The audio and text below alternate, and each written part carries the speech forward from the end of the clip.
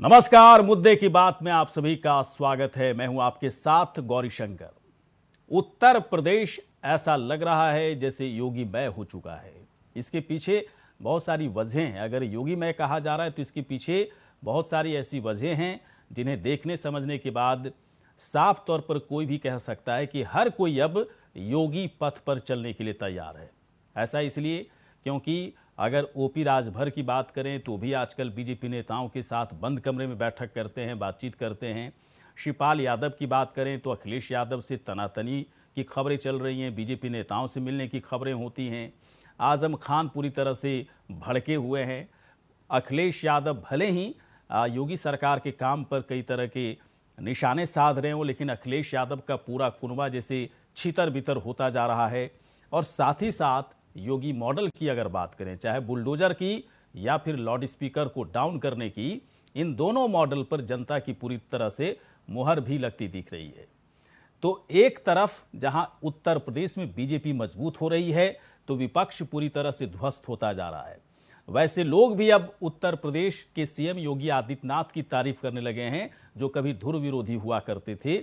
और यहां तक उन्होंने धमकी दी थी कि अगर योगी की सरकार वापस उत्तर प्रदेश में बनती है तो उत्तर प्रदेश ही छोड़ देंगे। लेकिन अब योगी की तस्वीर लगाकर, सीएम योगी की तस्वीर लगाकर बाकायदा तारीफ में लगे हुए हैं। लोग सवाल भी पूछ रहे हैं कि ऐसे लोग उत्तर प्रदेश को क्यों नहीं छोड़ना चाहते, क्या योगी के काम से वो भी प्रभावित हो गए? तभी तो बीजेपी दावा कर रही है कि जिस तरीके से योगी मॉडल हिट हो रहा है, योगी सरकार काम कर रही है, उस तरीके को ही अगर आधार बनाकर देखा जाए तो उत्तर प्रदेश में योगी सरकार, बीजेपी की सरकार लगातार चलती रहेगी और कम से कम 25 सालों तक बीजेपी की सरकार उत्तर प्रदेश में कायम रहेगी, क्योंकि विपक्ष पूरी तरह से कमजोर हो रहा है। हर विपक्ष की अगर बात करें, चाहे समाजवादी पार्टी की बात करें, थोड़ी सी मजबूती अभी है उसमें, इसके बावजूद लेकिन उनके जो सिपह सालार हैं उनकी क्या स्थिति है, इस पर भी हम लोगों को सोचने समझने की ज़रूरत है।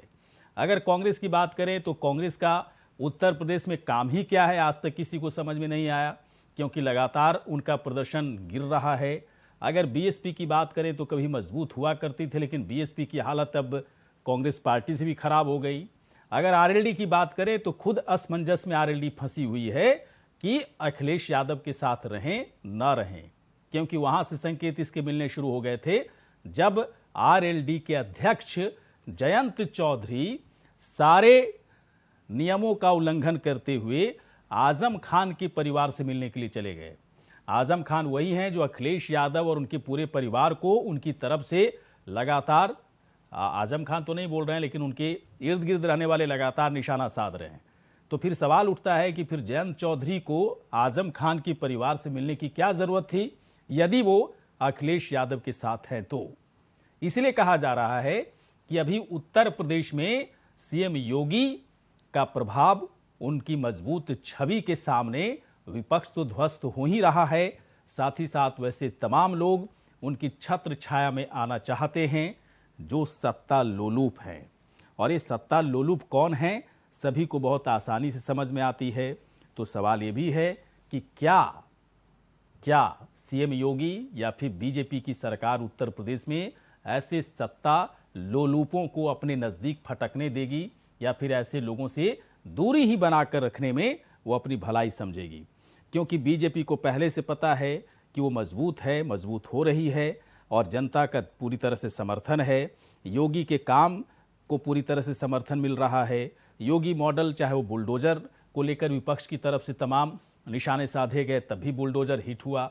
इसके बाद लाउड स्पीकर को लेकर विपक्ष की तरफ से तमाम निशाने साधे गए, वो भी हिट हो गया। और अगर पर्व त्योहारों की बात करें तो उत्तर प्रदेश में कभी ऐसा होता नहीं था कि पर्व त्योहार पर दंगा फसाद न हो, लेकिन न तो रामनवमी, न ही ईद और न ही तमाम ऐसे पर्व त्योहार पर कोई दंगा फसाद होते देखने को मिला। कम से कम 5 साल में तो ऐसा ही हुआ है। छिटपुट घटनाएं हुई हैं, लेकिन योगी 2.0 की सरकार में तो छिटपुट घटनाएं भी नहीं हुई। यहां तक कि यूपी के सीएम योगी आदित्यनाथ ने दावा किया कि दूसरी जगहों पर आप देख रहे हैं किस तरह का माहौल बना हुआ है, लेकिन हमारे यहां तो तू मैं तक नहीं हुई। इसलिए कहा जा रहा है कि सीएम योगी की छवि मजबूत हो रही है, बीजेपी की सरकार मजबूती के साथ काम कर रही है, तो क्या 25 सालों तक बीजेपी की सरकार के सामने किसी तरह की कोई चुनौती नहीं? चलिए, कई मेहमान इस वक्त हमारे साथ जुड़ चुके हैं। इस वक्त हमारे साथ वरिष्ठ पत्रकार हमारे साथ जुड़े हुए हैं राजीव ओझा जी। राजीव ओझा जी, बहुत बहुत स्वागत है सर आपका। राजीव ओझा जी, आवाज आ रही है ना मेरी? बिल्कुल, एकदम स्पष्ट। राजीव ओझा जी, अगर अगर अब ये कहा जाए कि उत्तर प्रदेश में सब कुछ योगीमय होता जा रहा है, अब योगीमय से कई विपक्ष खासतौर पर समाजवादी पार्टी निशाना साध सकते हैं, लेकिन योगीमय का मतलब पूरी तरह से यहाँ पर सियासी ही कहा जाएगा कि ओम प्रकाश राजभर भी आना चाहते हैं, शिवपाल यादव भी छटपटा रहे हैं, है ना। बीजेपी मजबूत हो रही है, समाजवादी पार्टी का कुनबा कमज़ोर होता जा रहा है। बीएसपी की बात करें तो कोई अता पता नहीं है। ऐसा लग रहा है कि मायावती की सियासी माया से जनता ने छुटकारा पा लिया हो। कांग्रेस का क्या काम है उत्तर प्रदेश में, ये भी समझ से परे की बात है। तो है ना, जो दावे किए जा रहे हैं कि 25 साल तक तो आगे पीछे अब कोई नहीं बीजेपी के सामने उत्तर प्रदेश में, बताइए सर। देखिए, योगी में जो आपने बात की, एक्चुअली जब से मतलब दोबारा वो चीफ मिनिस्टर बने हैं योगी जी, और अच्छे बहुमत के साथ बने हैं, डे वन से उन्होंने सीधे अपने एजेंडे पे, जो कि विकास का एजेंडा है, जो कि धार्मिक भेदभाव, जाति पात, इसका एजेंडा नहीं है, और जो जनता का संदेश था कि आपने हमारे लिए काम किया, हमने आपको वोट दिया, ये बात भाजपा गवर्नमेंट को बहुत अच्छे से समझ में आ रही है और उसी वो आगे बढ़ रही है। आप इसको योगी में कहिए, सुशासन कहिए। देखिए, इसके 2-3 उदाहरण जल्दी जल्दी मिले। 1 महीने से कुछ अधिक समय हुआ है, ज्यादा समय नहीं हुआ है।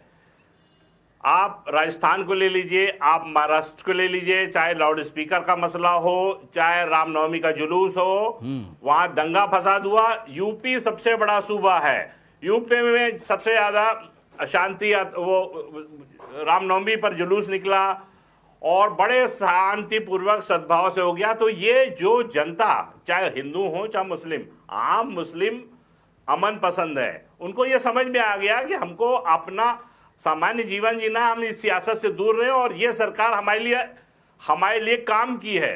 तो इसको आप योगी में कह लीजिए। और देखिए, जितना धमक के साथ, जितनी अथॉरिटी के साथ सरकार काम करेगी, उतना ही कमजोर होगा विपक्ष। और जो कि अभी दिख रहा है, सपा के पास कोई एजेंडा नहीं है, छोटे मोटे अपराध को वो बस उस पर हल्ला मचा रहे हैं, आपसी रंजिश को वो राजनीतिक रूप देने की कोशिश कर रहे हैं। जनता सब समझ रही है। तो आत्ममंथन करने के बजाय वो वही गलती दोहरा रहे हैं जो कि उन्होंने इलेक्शन के पहले दोहराई थी। तो इसका मैसेज बहुत क्लियर है, और अगर ऐसे ही रहा तो 25 साल क्या 50 साल। हाँ, राजीव ओझा जी, कोई विकल्प है नहीं। हाँ, एक बात मुझे बताएं, जो विपक्ष की तरफ से आरोप लगाए जाते हैं, जैसा कि आपने कहा कि छोटे मोटे अपराधों को लेकर, आपसी रंजिश को लेकर राजनीति करने की कोशिश हो रही है समाजवादी पार्टी की तरफ से, मुझे थोड़ा सा ये बताइए कि समाजवादी पार्टी के कार्यकाल में ऐसे छोटे अपराधों की क्या हैसियत हुआ करती थी, और उस वक्त अपराध कितना खौफनाक तरीके से पसरा हुआ था उत्तर प्रदेश में? जनता को ये बात जानना बहुत जरूरी है। राजीव ओझा, जरा बताइए। बिल्कुल, जनता देखिए, आज गूगल कर ले, हम तो बार बार बता चुके हैं कि अखिलेश शासन का वो 5 साल देख लीजिए। एनसीआरबी सबसे विश्वसनीय सूत्र है, उसके आंकड़े बहुत विश्वसनीय होते हैं। 2020 तक के आंकड़े देख ले, अखिलेश शासन के 5 साल में उत्तर प्रदेश इंडिया का नंबर 1 क्राइम स्टेट था, और इसमें 5 बड़े क्राइम, जिसमें बलात्कार, अपहरण, हत्या, अपहरण की कोशिश, दुराचार, इसमें नंबर 1 था। ये आंकड़े बताते हैं, आंकड़े। चोरी और स्नैचिंग छोड़ दीजिए, तो ये तो इन राइटिंग है, और ये बार बार कहा जा रहा है कि आप एनसीआरबी के आंकड़े देख लीजिए और अभी के आंकड़े देख लीजिए। अच्छा, एक बात और बताइए। अपराध थोड़े बहुत होंगे, राजीव ओझा जी, एक बात और बताइए। उसका जी एक बात और बताइए, अब थोड़ा सा राजनीतिक पहलू पर आते हैं। शिवपाल यादव और अखिलेश यादव के बीच की जो तनातनी है वो सरेआम हो चुकी है, नंबर एक। नंबर दो, ओम प्रकाश राजभर बीजेपी के नेता से बंद कमरे में मुलाकात करते हैं, बाहर जब निकलते हैं पूछा जाता है क्या बातचीत हो रही थी, तो कहते हैं हम लोग तो अपने क्षेत्र में विकास को लेकर आए थे मिलने के लिए मंत्री साहब से। मुझे थोड़ा सा ये जानना है कि जहाँ पर शिवपाल यादव तो फिर भी थोड़े नर्म थे, ओम प्रकाश राजभर है ना, बीजेपी के नेताओं और मंत्रियों और यहाँ तक कि सीएम योगी आदित्यनाथ को देखना तक नहीं चाहते थे, इतनी आसानी से मुलाकात कैसे कर रहे हैं सर, जरा बताइए क्या है इसके पीछे की वजह? आप इसके लिए थोड़ा पीछे जाना पड़ेगा। आपको याद करिए कि जब 2017 में योगी सरकार बनी तो ओम प्रकाश राजभर कैबिनेट मंत्री थे, ठीक है। उसके इलेक्शन के जस्ट पहले उन्होंने अखिलेश यादव और समाजवादी पार्टी के लिए क्या क्या कहा है उसके वीडियो मौजूद हैं, उसको कहने की जरूरत नहीं है, वो निकाल के देख लीजिए। इससे ज्यादा तीखे, इससे ज्यादा आक्रामक थे, लेकिन मंत्री बने, उसमें पसंद नहीं आया उनको, उनके मन की बात नहीं हुई, वो तो निकल गए और अब भाजपा के लिए आक्रामक हो गए उसके बाद। और इलेक्शन के पहले तक थे और इलेक्शन तक थे जब तक रिजल्ट नहीं निकला। अब रिजल्ट निकल गया है तो फिर वो नरम है। ये उनकी प्रवृत्ति है, ये उनका आचरण है, उनकी आदत है, वो बार बार करते हैं और इससे सब जानते हैं, इसको सब जानते हैं कि वो अपने मतलब का काम करते हैं। सिर्फ जब देखते हैं कि यहाँ नहीं अपनी दाल पकी तो दूसरे जगह चले जाते हैं, तो वही वो कर रहे हैं। अच्छा, स्वामी प्रसाद मौर्य गायब है, वो भी इतने ही तीखे थे क्योंकि वो हार गए, जनता ने उनको रिजेक्ट कर दिया, ये इत्तेफाक से जीत गए हैं। तो इनको अभी भी संभावनाएं नजर आ रही हैं।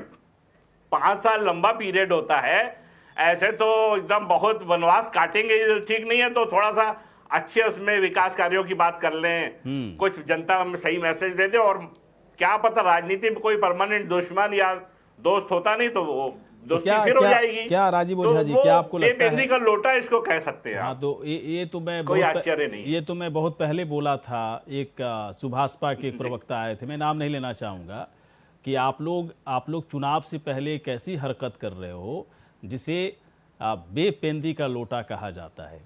और अगर आप लोग किसी तरीके से अगर हार गए इस चुनाव में, तो ये बेपेंदी का लोटा कहाँ कहाँ जाकर, है ना, कहाँ कहाँ जाकर आवाज़ करेगा पता ही नहीं चलेगा।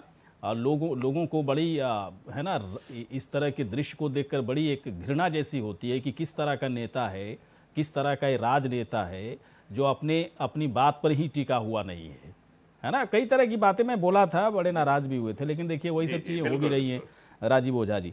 अच्छा, एक बात मैं पूछना चाहता हूँ सर, बड़ा इंपॉर्टेंट सवाल है कि शिवपाल यादव, ओम प्रकाश राजभर, क्या इन दोनों के लिए बीजेपी का गलियारा इतना आसान रहा कि वो आराम से यहाँ पर एंट्री ले सकते हैं और लोग बहुत ही आराम से इन दोनों को एंट्री दिला देंगे और बहुत इज्जत प्रतिष्ठा मिल जाएगी? आसान है या फिर इन लोगों की कोशिश ही बेकार हो रही है, जरा बताइए सर। देखिए, 2024 में लोकसभा चुनाव है। हाँ, और शिवपाल यादव की बात जहां तक है तो कोई आश्चर्य नहीं कि वो भाजपा में शामिल भले ना हो, लेकिन भाजपा उनके लिए कोई एक सीट लोकसभा की छोड़ दे या एक आध कुछ सीट और छोड़ दे तो यह असंभव नहीं है। और राजभर जो ओम प्रकाश राजभर हैं, तो उनका जो महत्वाकांक्षा बस यूपी तक सीमित है।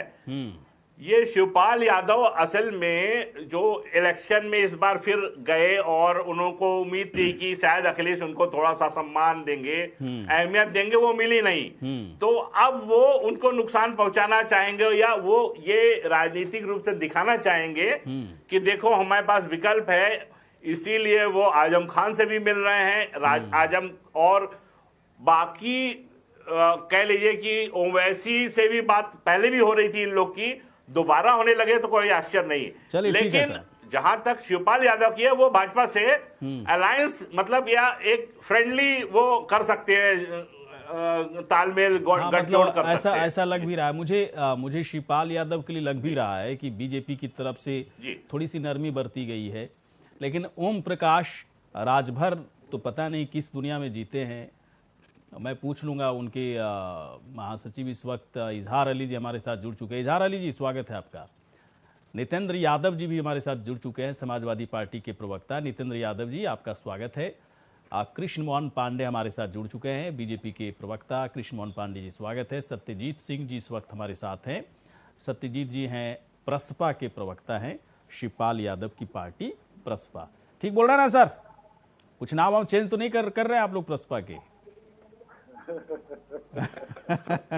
मैं सर कोई सवाल ऐसे नहीं पूछता हूँ, मेरे दिमाग में मेरे दिमाग और जेहन में सवाल ये सब नहीं आते हैं। मुझे इधर उधर से कुछ मिलता है तो लगता है कि चलो पूछ लेते हैं। विचारधारा के लोग जो है अपनी विचारधारा पे ही चलिए, मैं कृष्ण मोहन पांडे जी के पास आ रहा हूँ। आप लोग बड़ा लेट जुड़े सर, है ना? हम लोग का 15-16 मिनट डिबेट निकल गया, कोई नहीं।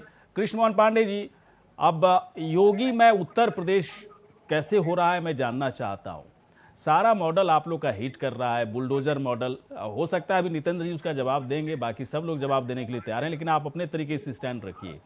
बुलडोजर मॉडल हिट है ना, लाउड स्पीकर मॉडल हिट, तमाम योगी मॉडल का जो विकास का जो भी है आप लोग का मॉडल, उसको भी लेकर के आप लोगों को जनता से पूरा समर्थन मिल रहा है। मुझे एक बात बताइए, क्या ये सारी चीज़ें 2024 के लिए की जा रही हैं, या फिर आप लोग जो दावा करते हो कि 25 साल तक अब बीजेपी के आगे पीछे कोई नहीं? अब कोई नहीं है तो बताइए, जब कोई नहीं है तो शिवपाल यादव क्यों घूम रहे हैं आगे पीछे? ओम प्रकाश राजभर भी बंद कमरे में मीटिंग करते हैं, है ना? अखिलेश यादव बेचारे बड़े परेशान नजर आ रहे हैं, है ना? बार बार मीडिया पर आकर के ना अपनी पार्टी को मजबूत दिखाने की कोशिश करते हैं। बड़ी छटपटाहट है इस वक्त उत्तर प्रदेश में। जितनी छटपटाहट बाहर है उतनी मजबूती दिख रही है बीजेपी के अंदर। ऐसा क्यों सर? देखिए, मैं आपको बता दूं कि भारतीय जनता पार्टी जो भी कार्य करती है उसमें बस एक ध्येय होता है, जनता का, उत्तर प्रदेश की 24 करोड़ जनता का कैसे स्वास्थ्य की जो योजनाएं हैं, जो नागरिक जीवन जीने के बेहतर साधन है, उसकी पूर्ति कैसे हो, बेहतर जीवन उत्तर प्रदेश के नागरिक कैसे जिए। और कहा गया है सकारात्मक ढंग से लिया गया निर्णय और किया गया कार्य निश्चित तौर पर फलीभूत होता है। उन योगी आदित्यनाथ जी ने जो भी निर्णय लिए हैं उत्तर प्रदेश में 5 वर्षों में। 1 मिनट में सर बात पूरी कर लीजिएगा। बोलिए।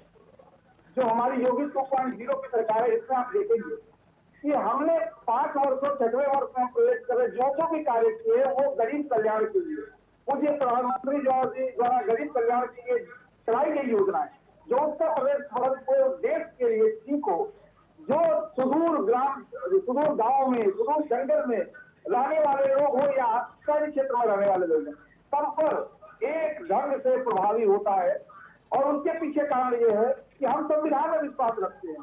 संविधान की प्रस्तावना है हम भारत के लोग, तो हम भारत के लोग में से शहर में रहने वाले बच्चे, संविधान का हम भारत के लोग जो है वो सुदूर जंगल में रहने वाला व्यक्ति भी है। और कहा भी गया है कि जब राजसत्ता पैदल चलकर सुदूर जंगल में जाती है, सुदूर जंगल तक, गांव गिराव तक, गरीब तक, वहां तक योजनाएं, ये सब ठीक है कृष्ण मोहन पांडे, ये सब ठीक है। सुनिए ये सब ठीक है। मुझे थोड़ा ये जानना आपसे कृष्ण मोहन पांडे जी, मुझे ये बात जानना है, इसको 10-20 सेकेंड में क्लियर कीजिएगा आप, कि ये लाउड स्पीकर वाला मामला कैसे हिट कर गया, बुलडोजर वाला मामला कैसे हिट कर गया? ये क्या ये बीजेपी सरकार तो कई राज्यों में है ना, कई राज्य ने तो योगी सरकार के मॉडल को अपनाना शुरू कर दिया। ये मॉडल लोगों को पसंद आया, या फिर योगी की छवि ऐसी बन गई, सीएम योगी की छवि ऐसी बन गई कि भाई दिल चाहता हो या ना चाहता हो, है ना, बस जो पॉलिसी, जो नीतियां सरकार की तरफ से बन रही हैं उस पर इकरार हो जाना चाहिए। मेरा मन करे ना करे, दिल करे ना करे, लेकिन आदेश आ गया है तो पालन कर लो, इसी में भलाई है।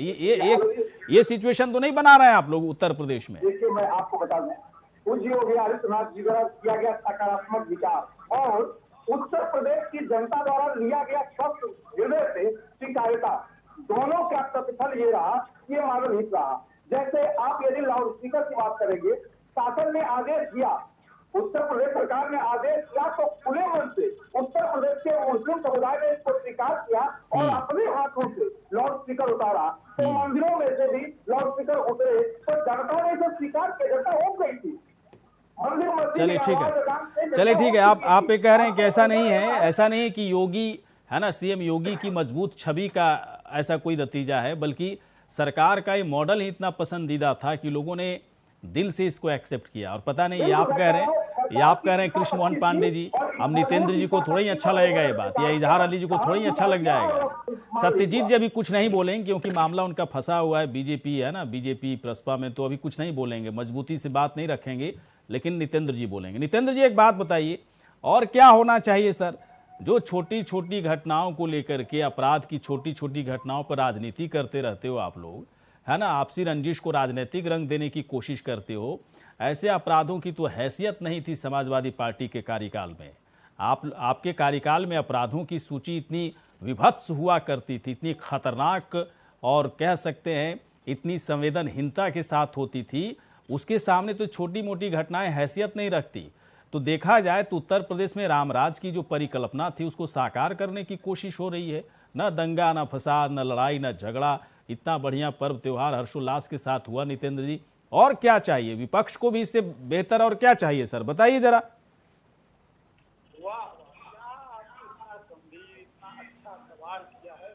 अच्छा तो कोई सवाल हो नहीं सकता था। योगी जी के राज्य में दूध की नदियां बह रही हैं, कितना हाँ। अमन चैन है, कितनी शांति है। कहीं किसी थाने की क्या औकात, थानेदार जी की किसी लड़की का बलात्कार कर ले, किसी पुलिस की क्या हैसियत की किसी महिला को छू करके उसकी पीट पीट करके हत्या कर दे। कहाँ ये सब तो परिकल्पना से परे है, ये तो योगी राज में पूरा रामराज है।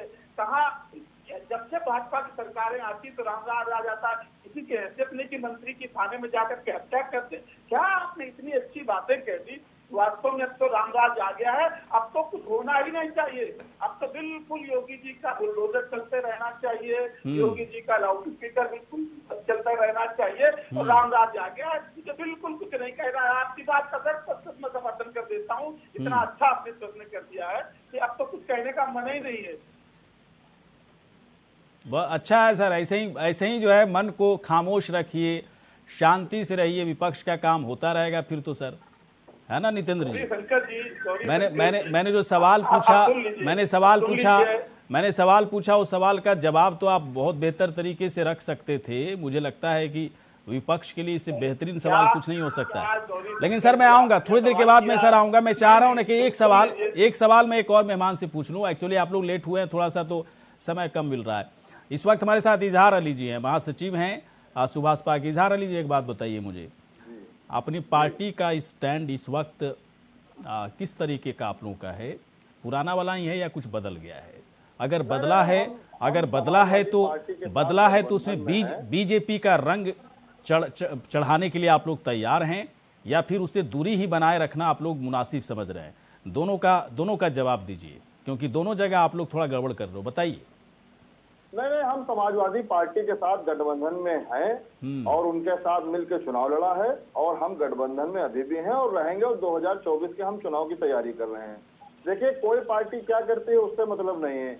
हमने अपने संगठन का विस्तार करके प्रदेश को 4 भागों में बांट के और सारी कमेटियां नियुक्त करके, और 2024 के चुनाव में हमारे नेता और कार्यकर्ता पूरे दिल और दिमाग और मेहनत से लग गए हैं। हाँ। दूसरी बात यह है, हम जब कुछ, जैसे मान लीजिए हमने चुनाव लड़ा, हम हार गए, ठीक है, जनता का जनादेश हमें एक्सेप्ट है, लेकिन हम ऐसा नहीं उसके पीछे पड़े रहते हैं। हम अपने आगे का रास्ता तय करते हैं और अपने संगठन विस्तार करके, और हम चुनाव में हैं। ओपी राजभर जी क्यों गए थे मिलने के लिए? कुछ मतलब खास बात थी, कुछ विशेष काम था, क्या था? जी, मैं जनता जनार्दन के लिए, प्रदेश की जनता के लिए हमको 7 विधायक चुन के भेजा है। पहले हम 4 थे, अब 7 हैं। 6 हमारी सिंबल पे हैं, 1 समाजवादी पार्टी से हमारी विधायक है मेहनगर से। तो हम प्रदेश की जनता के लिए, अपने विधानसभा क्षेत्र की जनता के लिए, जो भी कार्यकर्ता है, नेता है, अगर हमको सुरेश प्रताप शाही से मिलना पड़ेगा हम मिलेंगे, हमको अरविंद शर्मा जी से मिलना पड़ेगा हम मिलेंगे। रही बात माननीय परिवहन मंत्री दयाशंकर सिंह जी की, तो मैं आपको बता दूं, अगर आपको यकीन ना हो तो आप चले जाइए बलिया, तो पूर्वांचल एक्सप्रेसवे पे, तो कासिमाबाद के पास कट नहीं है, जिससे पूरे जनता, क्षेत्र की जनता वहां पे प्रभावित हो रही है। मैं खुद ही कई बार अंधेरे में वहां पे डिस्टर्ब हुआ, मैं आगे निकल गया, कट न होने के कारण कई हजार पब्लिक वहां पे, कई क्षेत्र की जनता वहां पे प्रभावित होती है। तो वो कट बनवाने के लिए, ताकि बलिया से, वो भी मंत्री हैं और आप जौहरा, माननीय हमारे राष्ट्रीय अध्यक्ष ओम प्रकाश राजभर जी जौहराबाद से विधायक हैं, और रसड़ा हमारा केंद्रीय कार्यालय है।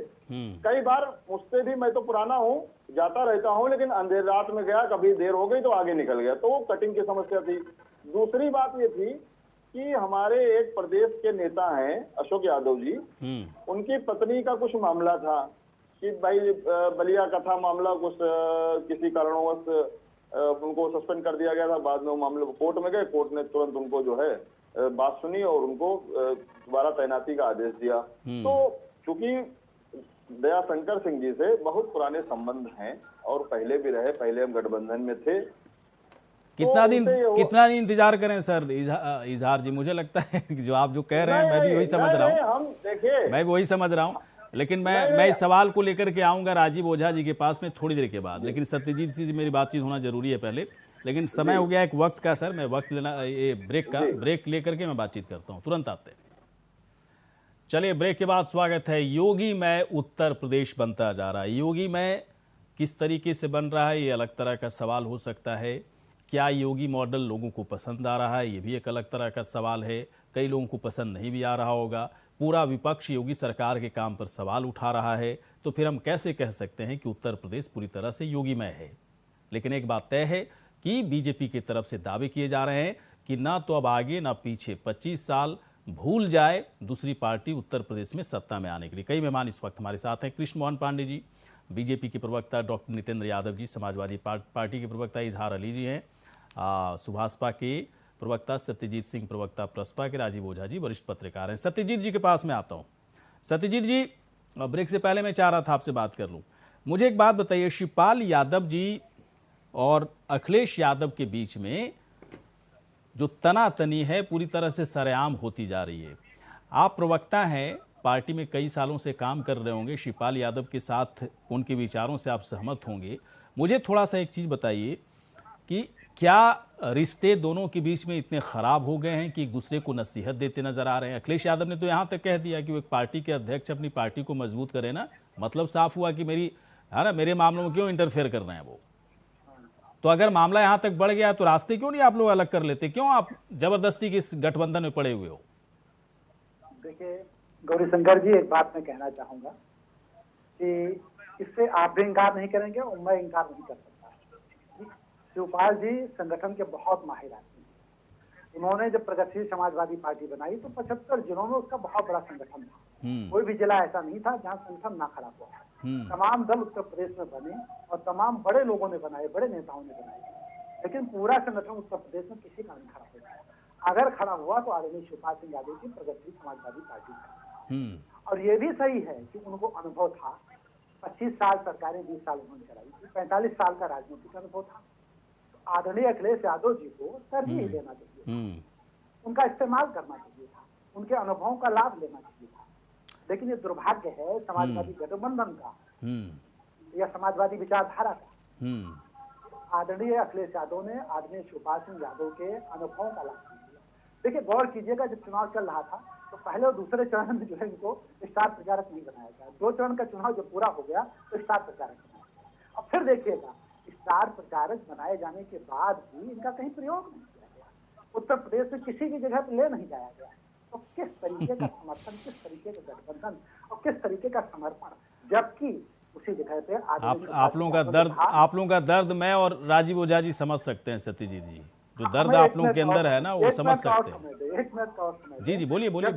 आदरणीय शिवपाल सिंह यादव ने ये कह दिया था कि हमने जो है अखिलेश यादव को अपना नेता मान लिया है, पूरी तरीके से हम समर्पण भाव से काम करेंगे, सत्यनिष्ठा से काम करेंगे। आप ये मान के चलें कि अपने कार्यकर्ताओं को उन्होंने इस बात के लिए तैयार भी कर रखा था कि समाजवादी गठबंधन के लिए काम करना है, और जिस भी तरीके से हो सका हम लोगों ने काम भी किया। आप लोग ऐसा क्यों नहीं समझ पा रहे हैं सत्यजीत जी? देखिए इतना क्या है, मुझे ऐसा लगता है, मुझे ऐसा पता नहीं क्यों लगता है, मैं पूछूंगा राजीव ओझा जी थोड़ी देर के बाद एक सवाल। मुझे ऐसा लगता है कि उत्तर प्रदेश की सियासत में प्रसपा के तमाम नेता, शिवपाल यादव जी से मेरी एक आध बार लगता है फोनों में बात हुई होगी, वैसे तो मैं कभी मिला नहीं उनसे, ना बातचीत किया हूँ, लेकिन जितने भी आप लोग मिलते हो ना, मुझे ऐसा लगता है कि बड़े भोले भाले आप लोग है ना नेता हो, बड़ा इनोसेंसी के साथ बात करते हो, ऐसा लगता है कुछ हुआ ही नहीं, हम लोग के साथ हमें यूज कर लिया जा रहा है, इस्तेमाल किया जा रहा है। मुझे ऐसा लगता है कि आप लोग इस्तेमाल हो रहे हो। मैं इसलिए कह रहा हूँ क्यों इस्तेमाल हो रहे हो। समाजवादी पार्टी कोई छोटी मोटी पार्टी नहीं है। अखिलेश यादव का दिमाग कोई छोटा मोटा दिमाग नहीं है सत्यजीत जी, है ना। इतनी बड़ी पार्टी चला रहे हैं, है ना, और वन टाइम सीएम रहे हैं, कुछ छोटा मोटा दिमाग नहीं है उनके पास। और शिवपाल यादव वाकई में संगठन के बहुत मजबूत नेता है, लेकिन फिर भी मुझे ऐसा क्यों लगता है कि आप लोग बहुत भोले हो। उत्तर प्रदेश की राजनीति में आप लोगों का इस्तेमाल कर लिया गया और अभी भी इस्तेमाल हो रहे हैं आप लोग। मुझे ऐसा लगता है, कहा जाता है ना कि एक अनार और 100 बीमार। अब अखिलेश यादव तो अनार रहे नहीं, सत्ता में आ जाते तो अनार होते तो मालूम तब हो सकता था कि आप लोग बीमार रहते, उनके लिए है ना लालायित रहते। अब तो अनार भी नहीं है, तो आप लोग क्यों लालायित हैं उनके लिए? हर दिन बेइज्जत कर रहे हैं आप लोगों को, है ना। अपनी पार्टी है, मजबूत करो ना, मेरे मामले में क्यों इंटरफेयर करे? फिर भी आप लोग पीछे हैं, तो भोले ही है ना भाई साहब, भोले ही है। मोहब्बत हो गई किसी से, मोहब्बत किसी से हो गई और सामने वाला तैयार नहीं है एक्सेप्ट करने के लिए, तभी जाहिर कर रहे हो।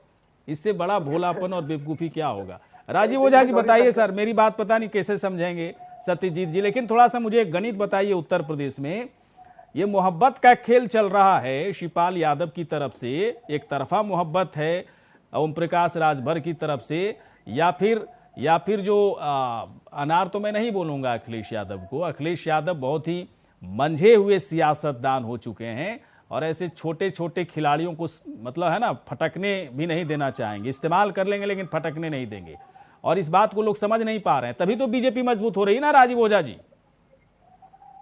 बिल्कुल, देखिए ये एक तरफा तैयारी है। हाँ, और अखिलेश यादव इस बात को समझते हैं भली भांति।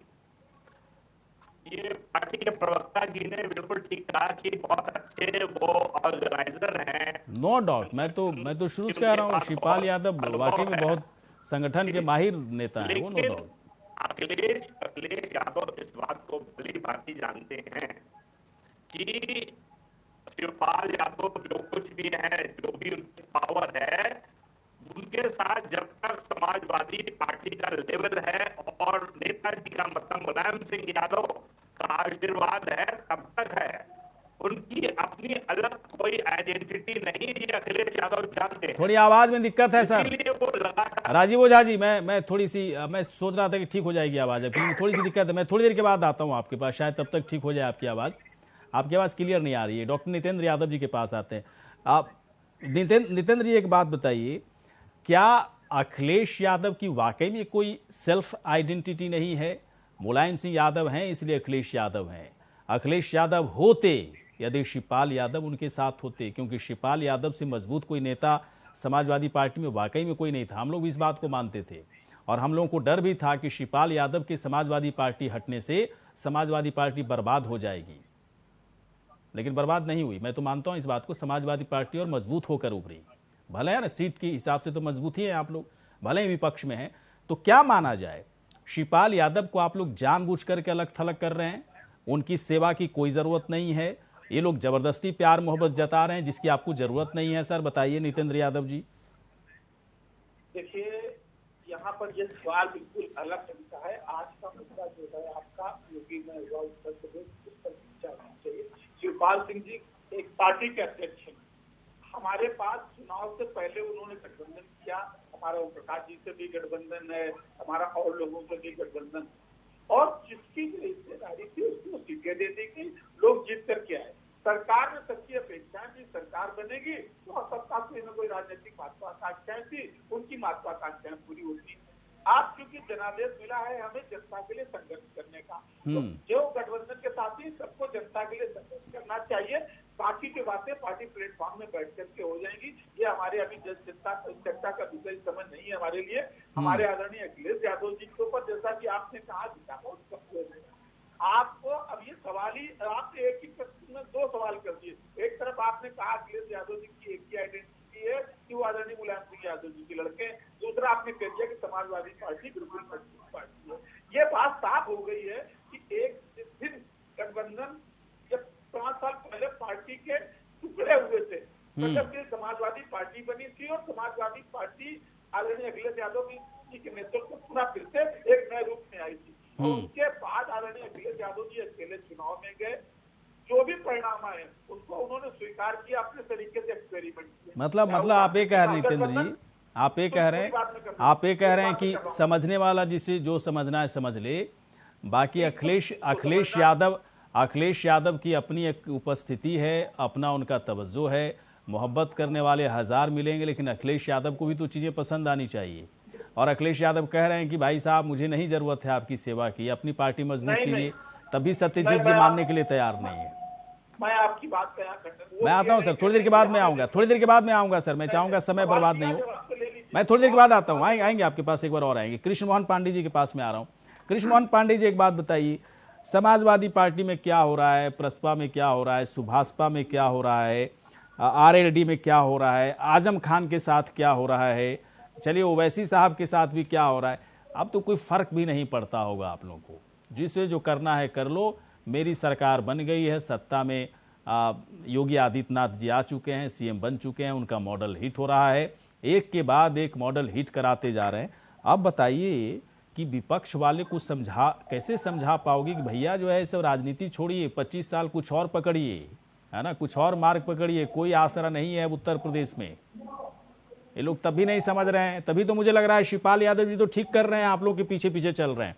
ओम प्रकाश राजभर को कैसे झेलोगे, बड़ा मुश्किल सवाल हो जाएगा। कृष्ण मोहन पांडे जी बोलिए सर, बोलिए सर। देखिए क्या है, भारतीय जनता पार्टी कभी चुनाव की चिंता नहीं करती है। हाँ, हम सत्ता में जब हमारे दल में मात्र 2 सांसद हुआ करते थे, उस दिन में हम गरीब कल्याण के समाज के अंतिम व्यक्ति की चिंता करते थे। हम 24 घंटे समाज में रहते थे, हमारे स्वयंसेवक समाज 24 घंटा कार्यकर्ता समाज में रहते थे और समाज के दुख सुख में उनके साथ ही में उनके बारे में चिंता करते रहते थे कि हमारा समाज का अंतिम पैदान पर खड़ा व्यक्ति कैसे उसके जीवन में सुदृढ़ता आए, कैसे उत्तर प्रदेश में रोजगार हो, देश में कैसे विकास हो, देश दुनिया के मानक से कैसे सामने देश नजरे लगाकर खड़े हो, आगे से आगे में जाकर खड़ा हो, इसकी चिंता करते। कर्जी कैसे आएगी, एजुकेशन आगे कैसे आएगा, रोजगार कैसे होगा, इंफ्रास्ट्रक्चर कौन सा होगा। हम देश अपने स्थापना काल से लेकर जन्म काल से लेकर आज तक इसकी चिंता करते हैं और इस बात को उत्तर प्रदेश और देश की जनता किस ढंग से देख रही है कि भारतीय जनता पार्टी से चुनाव कहीं नहीं सरकारी करती है। नहीं, एक बात सुनिए कृष्ण मोहन पांडे जी, एक बात मुझे बताइए, सुनिए ना भाई साहब, सुनिए कृष्ण मोहन पांडे जी, एक बात मुझे बताइए। 17 जीते, 19 जीते, 22 जीते और बड़ी नहीं, ठीक है, आपका ठीक है, आपका मॉडल लोगों को पसंद आ रहा है, ठीक है, इट्स ओके। विपक्ष को नहीं आ रहा है, वो भी सही है, इट्स ओके, कोई दिक्कत नहीं है, विपक्ष भी होना जरूरी है। लेकिन मुझे एक बात बताइए, क्या वाकई में एक के बाद एक जिस तरह से आप लोग का मॉडल हिट हो रहा है, क्या वाकई में एक अलग तरह की राजनीति नहीं शुरू हो गई उत्तर प्रदेश में? मैं जानबूझ करके पूछ रहा हूँ ये सवाल। पहले जहाँ पर, है ना, किसी धर्म विशेष की बात मैं नहीं करना चाहूँगा, पहले जहाँ पर सिर्फ एक तबके की बात होती थी, अब तमाम तबकों की बात हो रही है। पहले जहाँ पर एक तरफा राजनीति की जा रही थी बीजेपी की तरफ से, मैं धर्म के आधार पर ही बोल रहा हूँ, अब जो है ऐसा नहीं दिखता है, लगता है चौतरफा राजनीति हो। ये परिवर्तन अचानक से मुझे दिखा है योगी 2.0 की सरकार में। क्या है मकसद? मतलब सीधे तौर पर जो चीज़ें पहले से आप लोगों के दिमाग में चल रही थी उससे अलग कुछ करना है, एक अलग प्रयोग में बीजेपी इस वक्त उत्तर प्रदेश में लगी हुई है। आरोप लगते थे ना सर, मैं जो कहना चाह, आरोप लगते थे ना आप लोगों के ऊपर कि धर्म के आधार पर राजनीति हो रही है, लेकिन अब आरोप लगाने वाला भी 4 बार सोच रहा है कि बोलूं ना बोलूं ये बात। नहीं, आरोप इसलिए लगाते थे क्योंकि एक तबका के मन में डर पैदा करके भय पैदा करके उनको वोट लेना था। परंतु जब हम सत्ता में आए तो हम संविधान को मानते हुए सबका साथ, सबका विकास, सबके विश्वास की परिकल्पना को लेकर आगे बढ़े और एक कदम और आगे बढ़े। सबका प्रयास उत्तर प्रदेश के 24 करोड़ जनता के हम कानून बनाएंगे और सबके प्रयास से कानून को फलीभूत करेंगे, ऐसी परिकल्पना लेकर आगे बढ़े। और देश उत्तर प्रदेश की जनता ने देखा कि वास्तव में उससे भारतीय जनता पार्टी जो कहती थी उससे करके दिखाया। चलिए ठीक है सर, चलिए ठीक है। अब वो तो देखिए क्या है ना, देखिए दो लिटमस टेस्ट होना है आपका। सुनिए भाई साहब, सुनिए कृष्ण मोहन पांडे जी, 2 लिटमस टेस्ट होना है आपका। पहला है 2024 और इसके बाद जब इसी विधानसभा का अंतिम कार्यकाल जब हो जाएगा उसमें चुनाव के जो नतीजे होंगे वो, ये 2 लिटमस टेस्ट है।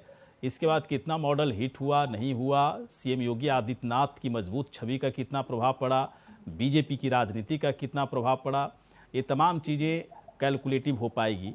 लेकिन 25 साल वाला हिसाब पता नहीं, मैं अभी नहीं करना चाहता हूँ। मुझे 5 साल का और कम से कम 100 दिन का जो आपने टारगेट दिया ना, वो हिसाब मैं देखना चाह रहा हूँ। राजीव ओझा जी के पास आना चाह रहे हैं। आवाज़ ठीक हुई सर आपकी? तो मेरी आवाज़ आ रही है? अब आ रही है सर। मैं आता हूँ, थोड़ी देर के बाद आता हूँ सर। एक सवाल मैं इजहार जी से पूछना चाहता हूँ। इजहार जी, एक बात बताइए, ओम प्रकाश राजभर को आप लोग क्यों नहीं समझाते कि थोड़ा सा स्टैंड जो है ना, बहुत ही स्टैंड अपना मजबूत कीजिए, है ना? ऐसा देखिए, मैं आप हो सकता है मुझसे नाराज़ हो जाओ आप, या हो सकता है ओम प्रकाश राजभर भी मुझसे नाराज़ हो जाएं, लेकिन मुझे ऐसा लगता है ना कि आप लोग एक पब्लिक प्रोफाइल जो ओम प्रकाश राजभर की बना रहे हो आप लोग, या वो खुद बना रहे हैं, कि आप लोगों का कोई पॉलिटिकल स्टैंड नहीं है, ना सुभाषपा के नियम कानून कुछ हैं, बस दूसरी पार्टियों पर किस तरह से पैरासाइट की तरह चिपक जाना है ना? सालों साल चिपक के बने रहना है जब तक फ़ायदा हो रहा है, फ़ायदा ख़त्म है ना, फिर दूसरे जगह पैरासाइट की तरह व्यवहार करना है। मुझे लग रहा है इस छवि से बाहर, देखिए शिवपाल यादव की छवि नहीं है भाई साहब, वो वाकई में देखिए, मैं सत्यजीत सिंह की बातों से बहुत सहमत करता हूँ और होता हूँ। उनकी छवि है ही नहीं। उन्होंने ठीक है पार्टी से अलग हो लिया, सब कुछ ले लिया, चाचा भतीजा नहीं बन रहा है, लेकिन उनकी ये छवि नहीं है। उनकी छवि है एक अच्छे नेता के तौर पर है, जो कहते हैं सो करते हैं। ये ओम प्रकाश राजभर जी को नहीं समझाते आप लोग? ये बड़ा अपॉर्चुनिस्टिक पॉलिटिक्स करते हैं, ये ऐसी छवि बन रही है। बताइए, थोड़ा सा कुछ कर रहे हैं आप लोग, या फिर ऐसे ही मजे लूट रहे हैं? भैया 7 सीट आ गया, मज़ा आ गया, अगले साल हो सकता है कि अगले बार 12-13 सीट आ जाए और मज़ा आ जाएगा, ऐसे ही करते रहोगे क्या आप लोग? बोलिए सर। नहीं, छवि का सवाल नहीं है। देखिए, मैं आपको बिल्कुल है भाई साहब, मेरी बात मानो नहीं मानो, पूरा छवि का सवाल है। थोड़ा सा समय दीजिएगा। ये कास्ट पॉलिटिक्स ना बहुत समय तक चलता नहीं है, छवि बहुत जरूरी है। कोई किसी भी कास्ट का रहे, मजबूत छवि होती है ना, पूरा जन समर्थन मिलता है। कास्ट फिर कोई भी हो और छवि खराब हो जाए तो आपके कास्ट वाले ही आपको वोट नहीं करेंगे। सर बोल लीजिए। मैं थोड़ा सा आपसे समय लेना चाहूंगा। मैं आपको बता दूं, छवि तो माननीय ओम प्रकाश राजभर जी की जो बन के उभरी है और केंद्र बिंदु बने हुए हैं राजनीति के 2017 से लगातार, ये पूरा प्रदेश जानता है। केंद्र बिंदु है बने हुए केंद्र बिंदु कहाँ से बन गए वो? नहीं, पूरा केंद्र बिंदु में मैं उत्तर प्रदेश में केंद्र बिंदु मानता हूँ अखिलेश यादव को और योगी आदित्यनाथ। देखिए 2022 में शिवपाल यादव थे तो भी थे, लेकिन अभी फिलहाल थोड़ा सा आउट हो गए हैं। बताइए आप। नहीं, आप देखिए 2022 में पूरा जो है पूरा मीडिया कवरेज और पूरा माननीय राष्ट्रीय अध्यक्ष ओम प्रकाश राजभर जी के अगल बगल ही चलती रहा। अब आपको बता दूं 2002 में हमारी पार्टी बनी, 2017 में हमारा पहला गठबंधन हुआ भारतीय जनता पार्टी के साथ, उन मुद्दों के साथ हुआ जो मुद्दे हमारे अभी भी हैं। ऐसा नहीं है, अगर भारतीय जनता पार्टी हमारी बातों को मानती और हमारे मुद्दों को मानती, पिछड़े दलित अल्पसंख्यक समाज के जो हित थे, जो अधिकार थे, जब उनको वहां लूटा गया तभी हम लोग वहां से इस्तीफा देके निकले। अब उसके बाद माननीय अखिलेश यादव आपके मुद्दे सुनिए भाई साहब, आपके मुद्दे अगर इतने प्रभावी और मजबूत होते ना, तो मैं आपको भरोसे के साथ कहता हूँ, मैं एक पत्रकार होने की हैसियत से कह रहा हूँ, जो राजीव ओझा जी मेरी बात से सहमत होंगे जी, दोबारा उत्तर प्रदेश में बीजेपी की सरकार नहीं आती भाई साहब। आप लोग मुद्दे को उठाइए, मुद्दे हैं समाज में भरे हुए मुद्दे, महंगाई का मुद्दा, बेरोजगारी का मुद्दा, सब मुद्दा है, लेकिन जनता को लगता है कि इन मुद्दों पर भी बीजेपी ही काम करेगी, तभी तो वोट किया ना उसने। लेकिन आप लोग मुद्दा उठाते हो और फिर उसमें अपनी राजनीति ढूंढने लगते हो, है ना? जाति वाली राजनीति से निकलिए आप लोग। और ये बेपेंदी का लोटा वाला जो छवि बन रहा है ना ओम प्रकाश राजभर का, इसको उनको बोलिए ठीक करने के लिए। आप लोगों की भी ऐसे ही छवि बन रही है भाई साहब। ये जैसे ही मैं देखता हूँ ना सुभाषपा के प्रवक्ता, तुरंत दिमाग में यही आता है। अभी थोड़ी देर पहले राजीव ओझा जी बोल रहे थे कि बेपेंदी के लोटा है सब। क्या राजीव ओझा जी, ये जो मैं सवाल पूछा इजहार जी से, इस सवाल पे इन लोग को वर्कआउट करना चाहिए या पहले पूरी राजनीति फैला लें लोग पूरे उत्तर प्रदेश में? जिसको आप बिल्कुल जैसे आपने कहा, सुन लीजिए इजहार जी, केंद्र बिंदु नहीं है, सुन लिए ना इजहार जी, कुछ फायदा हो जाएगा। छोटा सा डॉट है, हाँ। और वो डॉट किस सेंटेंस के बाद लगेगा, हाँ। लोगों का इंटरेस्ट इसमें है। हाँ। वो भाजपा के बाद लगेगा या सपा के बाद लगेगा। हाँ। और ये अपनी छवि विश्वसनीय एक दल की छवि नहीं बना पाए हैं। बिल्कुल नहीं बन पाई है। हालांकि मैं 2 भी कह सीट रहा इस हूं बार इस बार। ज्यादा जीते हैं, लेकिन इनका एक इनका एक दायरा है, उसके आगे ये नहीं बढ़ पाएंगे जब तक कि ये एक बड़े नेता, एक बड़े संगठन की छवि नहीं बना पाएंगे, तब तक इनका कुछ कल्याण नहीं होने वाला। ऐसे ये लुढ़कते रहेंगे, इधर उधर लुढ़कते रहेंगे राजनीति में, और इसके अलावा मैं इनका कोई भविष्य नहीं दिख रहा। हो सकता है इनको बुरा लग रहा होगा। मैं तो बड़ा, देखिए मैं बड़ा कड़वा सवाल पूछता भी हूँ। मुझे लग रहा है नितेंद्र जी को भी मैं कई बार नाराज किया हूँ। इजहार जी आज नाराज हो रहे हैं, कृष्ण मोहन पांडे जी को भी हम नाराज किए, ऐसी बात नहीं है। कभी कुछ गड़बड़ इधर उधर करते हैं, पूछ लेता हूँ भाई साहब। बिन पेंदी के लोटे की जो आप बात कर रहे हो, यही छवि बन रही है, मैं नहीं कह रहा हूँ, ये छवि बन रही है। ये कहावत है भाई साहब, कहावत है, ये मैं कह नहीं रहा हूँ, ये छवि बन गई है आप लोगों की, ये छवि बन गई है। मैं आता हूँ, मैं एक मिनट। पेंदी लोटे की आप बात कर रहे हो, 7 जिलों में उसी नेता ने खाता नहीं खुलने दिया है। भाई साहब क्यों नहीं रियलिटी में आते हो आप लोग? नितेंद्र यादव जी की तरह थोड़ा सा सच भी बोला कीजिए। नितेंद्र यादव जी मुझे बहुत अच्छे प्रवक्ता लगते हैं समाजवादी पार्टी के, है ना। कम से कम आसमानी बात तो कभी नहीं सुना इनकी मुंह से। मैं आ रहा हूं नितेंद्र जी के पास, आ रहा हूं सर। एक मिनट टाइम मिलेगा सर आपको। नितेंद्र यादव जी अब एक बात बताइए, गठबंधन है, रहेगा, या फिर कुछ पहले से कुछ प्लानिंग चल रही है समाजवादी पार्टी? बताइए सर। देखिए, एक अच्छी बात आपने पूछी, मैं आपको बहुत साफ कि उत्तर प्रदेश की राजनीति आज 2 फेरबदल में। आपने कहा कि एक नहीं है, सच्चाई बात है, क्या दिक्कत है? सच्ची बात है, जो है वो है भाई साहब, उसमें हम गलत क्यों बोलेंगे? आप बात बोल लेने दीजिए, बहुत देर में 1 घंटे बाद आपने मौका दिया, 1 मिनट तो दे दो पूरी बात कंप्लीट करने का। वही तो हमारा भी मतलब था कि भाई साहब बुलाया है तो 1 मिनट टाइम तो दे दो बात रखने का। ओम प्रकाश राजभर जी का एक वक्तव्य मुझे बहुत अच्छा याद है। जब चुनाव के पूर्व गठबंधन करने की बातचीत हुई थी, तो उसमें ओवैसी जी, शिवपाल सिंह यादव जी, ओम प्रकाश राजभर और कुछ लोग मिलकर के गठबंधन बनाने की, महागठबंधन बनाने की बातचीत। लेकिन चुनाव बाद उसका एक बयान आया था, अच्छा बयान था, कि हम सब लोग मिलकर 100 सीटें लड़ते और 0 सीट लेकर के आते तो क्या फायदा होता। उससे अच्छा था कि हम 10 सीटें लड़के 8 सीटें जीते। सब लोगों को कुछ न कुछ मिला, चाहे चौधरी साहब में लड़े, ओम प्रकाश राजभर साहब में लड़े, शिवपाल सिंह जी साहब लड़े, तो सबको मिला। शिवपाल सिंह जी ओम प्रकाश जी लड़े, जीते। वो खुश, सत्यजीत जी खुश नहीं है आपसे, आपकी बातों से? एक भी सीट प्रगतिशील समाजवादी पार्टी में मेरी बात सुनिए, तो ये गठबंधन हुआ, गठबंधन में सबको लाभ मिला। अखिलेश यादव जी का एक और है। अखिलेश यादव जी आज भी उत्तर प्रदेश में बेदाग छवि के, स्वच्छ छवि के नेता हैं। उनका कार्यकाल एक कर्मयोगी कार्यकाल रहा है। उनकी सरकार में जो कार्यकाल चला है, उन्होंने करके दिखाया है।